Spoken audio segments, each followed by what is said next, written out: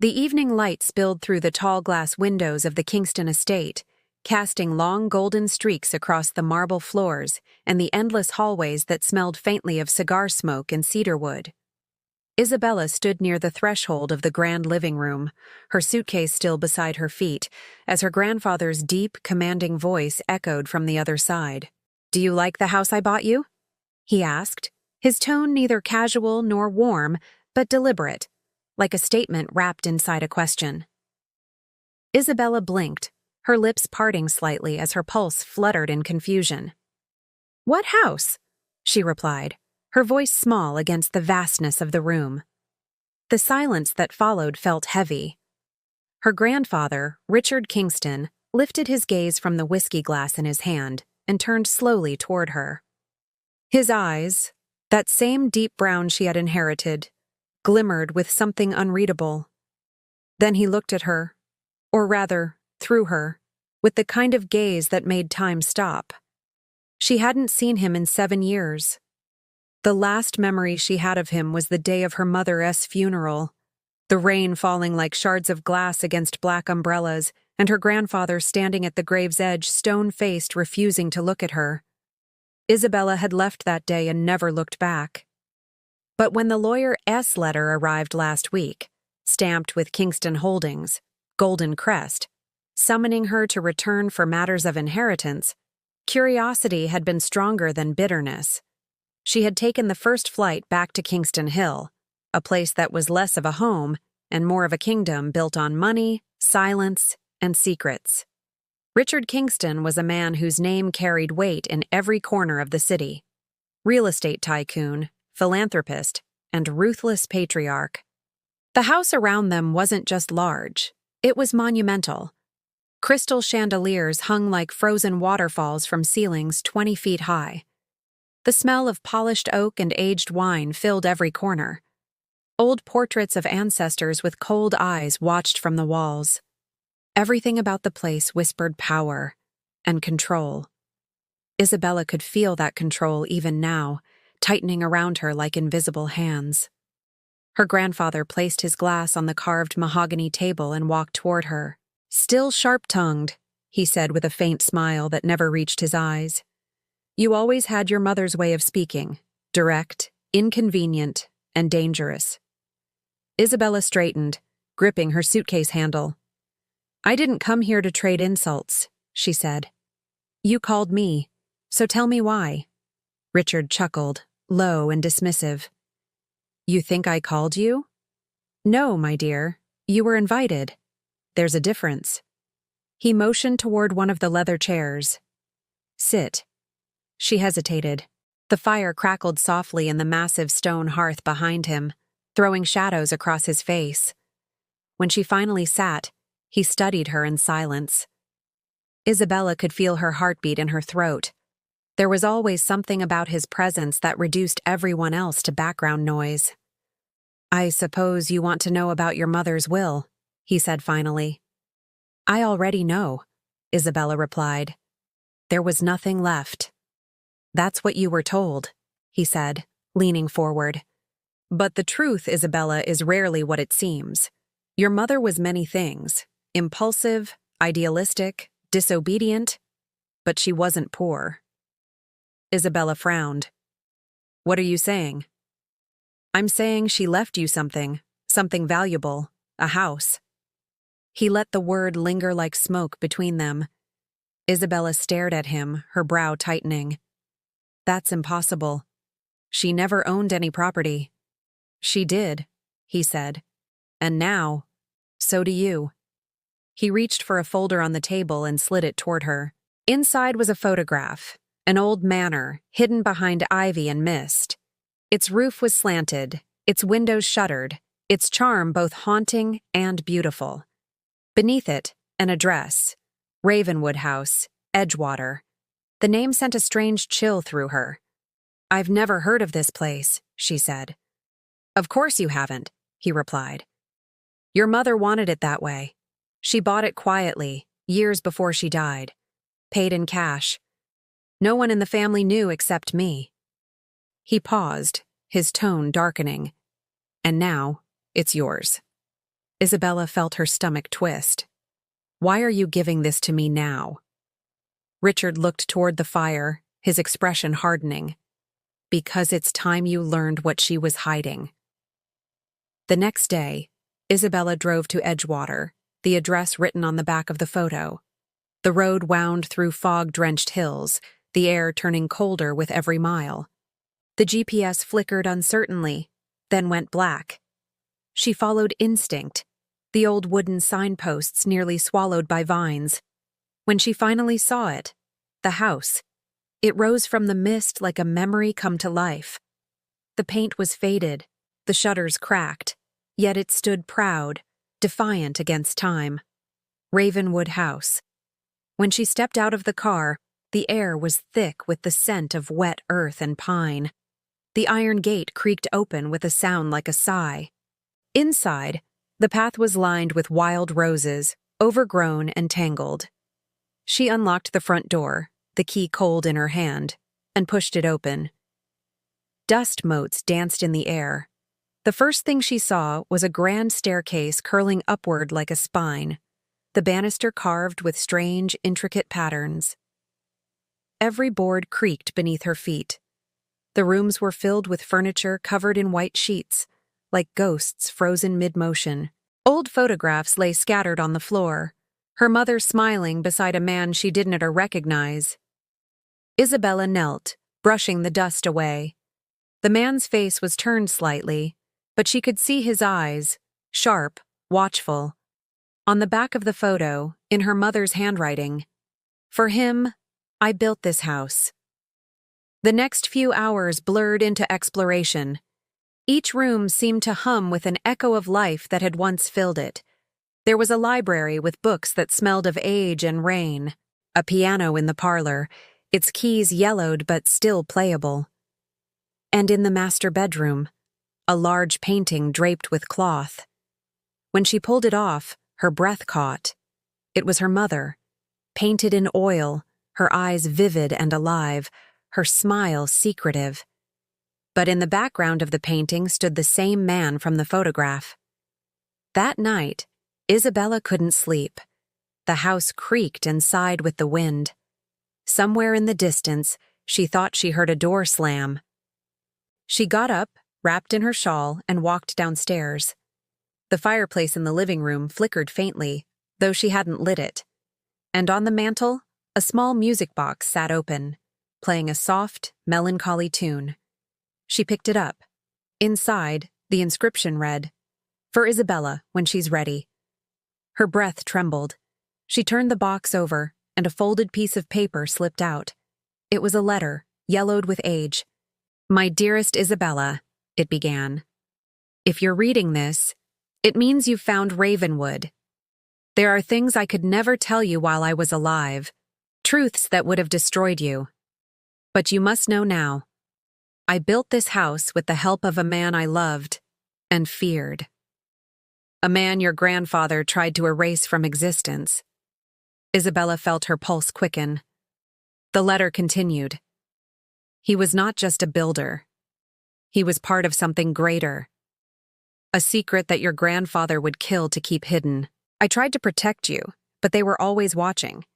If you want to understand who you are, look beneath the floorboards of my study. But be careful. He's still alive." The letter ended there, abruptly. The next morning, Isabella tore through the study, a small room filled with maps, ledgers, and a faint smell of paint thinner. She found the loose floorboard easily. Beneath it lay a tin box, locked. She pried it open with a screwdriver, and inside were photographs, dozens of them, showing her mother with the same man, but also others. Meetings, handshakes, blueprints marked Kingston Construction Group. One photograph made her blood run cold. It was her grandfather, younger, shaking hands with the same man in front of a half-built Ravenwood house. She whispered to herself, "You knew him." Then the door creaked open behind her. She spun around.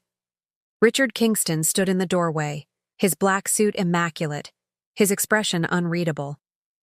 "You shouldn't have come here alone," he said softly. Isabella froze. "You knew about this place. she said. You knew everything. Of course I did, he said. It was my design. He stepped into the room, his shoes silent on the wooden floor. Your mother thought she could hide her mistakes. She was wrong. That man she trusted, he was my partner once.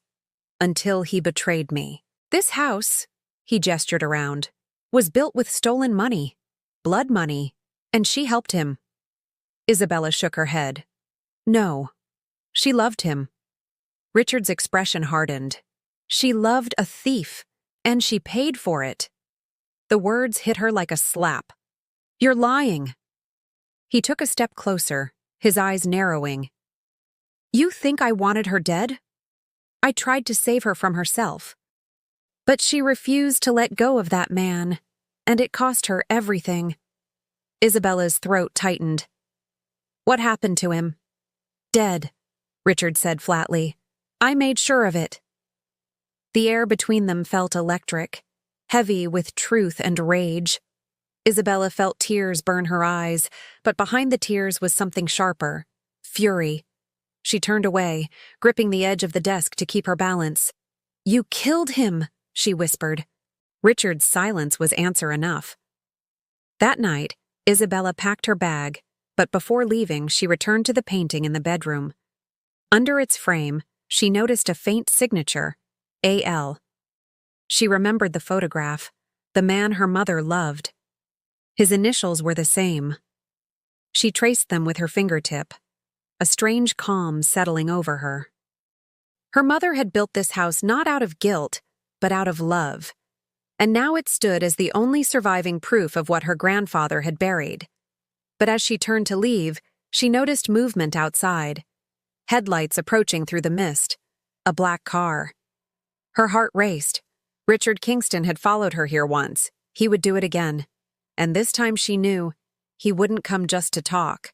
Isabella closed the door quietly and moved toward the back of the house.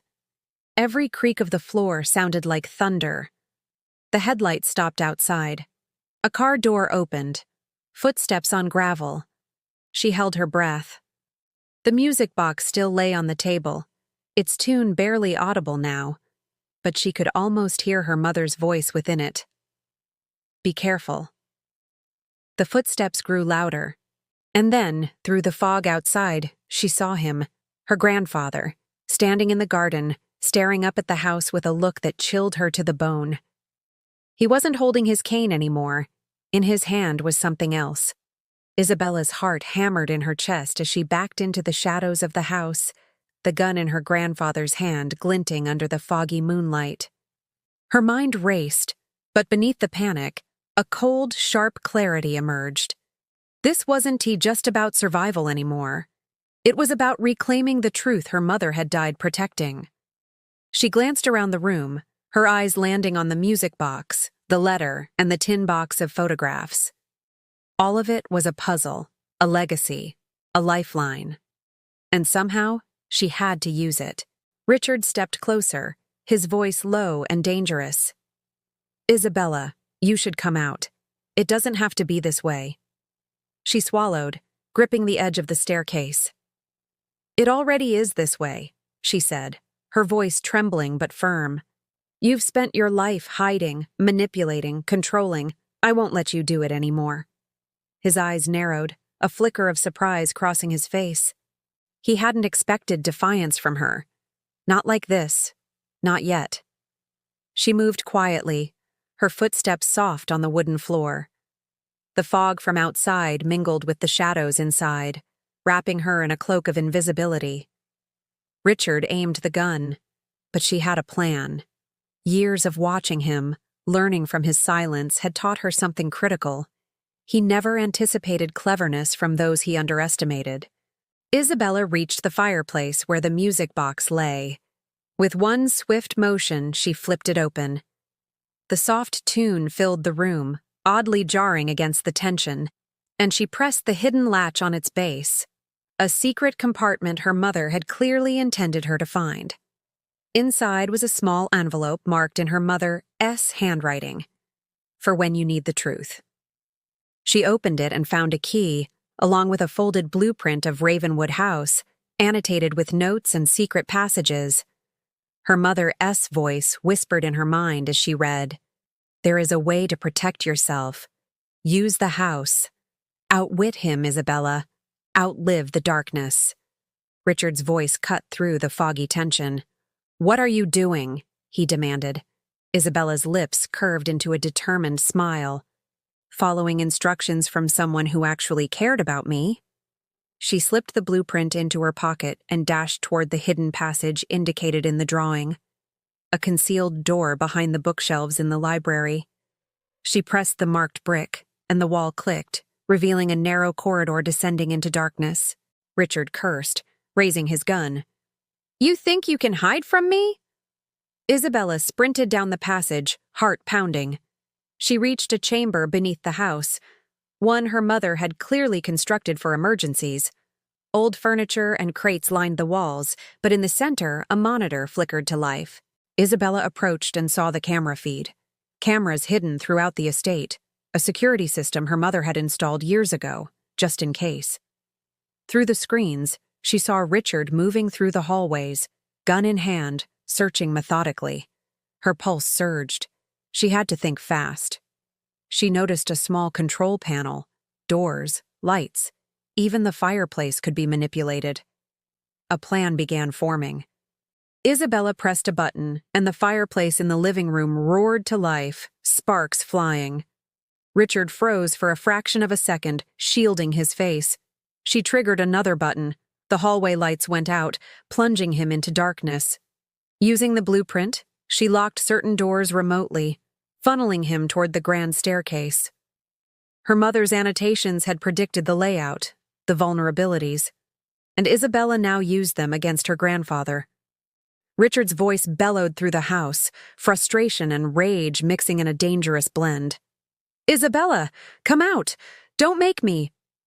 But she ignored him. Every step he took brought him closer to a trap she was setting, a web of his own making, using the house he thought he controlled. She heard him curse again as he moved through the parlor. The music box's soft tune, now amplified through hidden speakers, filled the hallway, disorienting him further. Isabella pressed another switch. A heavy bookcase swung open, blocking his path. He fired, the bullet hitting wood with a loud crack, and she allowed herself a sharp intake of breath. Her hands were shaking, but her mind was razor-focused. Then she activated the final mechanism. A hidden door leading to the wine cellar swung open, and Richard, chasing her, didn't notice the floorboard trap her mother had installed decades ago. He stepped onto it, and with a sudden shift, the section of the floor dropped a few feet, sending him sprawling. Isabella didn't hesitate.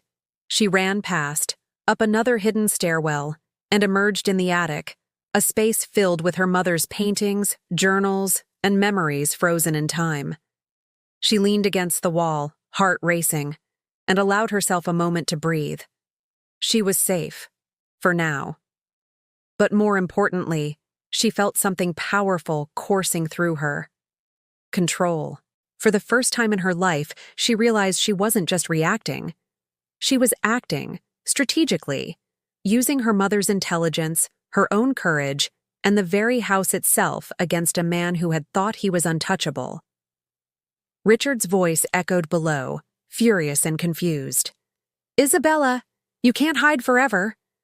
But Isabella smiled, tracing her mother's handwriting in one of the journals. "The house will protect those who are clever enough to listen." And she had listened. She wasn't a child anymore. She wasn't powerless. The next few hours were a tense game of cat and mouse. Isabella used the house's secret passages, security systems, and traps to outmaneuver him, leading him from room to room while he became increasingly disoriented and exhausted. Every misstep he made, every door he slammed into, every spark from the fireplace was a reminder that the power balance had shifted. Finally, she cornered him in the grand ballroom, where the full moonlight streamed through shattered windows, casting elongated shadows across the marble floor. He was panting, furious, and the gun trembled in his hand. Isabella stepped forward calmly, her eyes sharp, unwavering. "It ends here," she said. "Your control, your lies, your terror, it ends." He raised the gun one last time, but she was ready. Using a hidden rope pulley system her mother had designed, Isabella triggered a chandelier to swing violently, forcing him to drop the weapon and stumble backward. The moment of victory was both terrifying and exhilarating. She approached, her voice steady but cold. "This is your choice, grandfather. Leave, or face the consequences of the house you thought you owned." Richard's face twisted with rage and disbelief, but he saw the resolve in her eyes, the same determination that her mother once carried. For the first time, he realized he had underestimated the strength that ran through her bloodline. With a bitter snarl, he backed away, retreating down the hall, disappearing into the shadows. Isabella lowered herself onto the marble floor, breathing heavily, her chest tight with adrenaline. Tears filled her eyes, not from fear, but from a profound sense of liberation. The house had been a fortress, a legacy, a puzzle, and she had solved it. She had outsmarted a man who had thought he could control everything, and in doing so, she reclaimed the story her mother had left behind. In the days that followed, Isabella explored the house more thoroughly. She cataloged her mother's letters, photographs, and journals, discovering a story of love, betrayal, and courage that had been hidden for decades. She realized that the house itself was more than walls and furniture. It was a living testament to her mother as foresight and brilliance. Every secret passage, every hidden compartment, every mechanical safeguard had been placed to protect her from the darkness her grandfather represented. Isabella began restoring Ravenwood House, preserving its haunting beauty while making it her own. She invited historians, architects, and experts to document her mother's work. She learned that the man her mother loved, the one her grandfather had killed, had been a visionary architect, wrongly accused and erased from history by her grandfather's greed. Isabella used the evidence she had uncovered to restore his legacy, publishing a book that revealed the truth. Kingston Holdings, her grandfather's empire, faced scrutiny once Isabella revealed the long-buried crimes. Legal authorities investigated Richard's actions, uncovering his manipulations, betrayals, and unlawful schemes. The man who had once controlled her life was now facing the consequences of his obsession with power. Isabella, meanwhile, stood at Ravenwood's balcony one evening, the wind whipping through her hair, looking over the misty hills. She felt a profound sense of empowerment. She was no longer a victim. She was the heir, not just to a house, but to a story, a legacy, and a strength that had been cultivated in secrecy for generations. One night, as she placed the final painting in the attic gallery, she smiled at the music box, now silent. "Thank you," she whispered, knowing her mother's presence lingered, guiding her. Isabella had survived, outwitted, and transformed her pain into power. Ravenwood House was hers, and it was no longer just a home. It was a fortress, a monument, and a declaration. The Kingston legacy would continue, but on her terms, with truth, love, and justice at its heart. And as the moonlight bathed the estate in silver, Isabella looked toward the horizon, feeling the weight of the past lift from her shoulders.